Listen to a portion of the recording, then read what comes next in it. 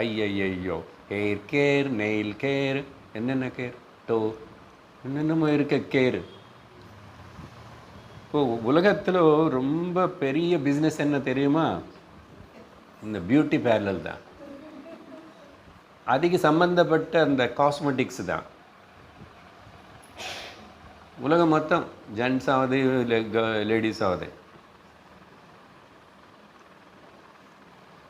அமெரிக்காவில் ஒரு அம்மா நல்ல பெரிய ஒரு ஃப்ளாட்டு சுவாமிஜிக்கு காமிச்சு, திஸ் இஸ் மை ஃப்ளாட்டுன்னு ஒரு நாள் கூட்டிகிட்டு போனாங்க.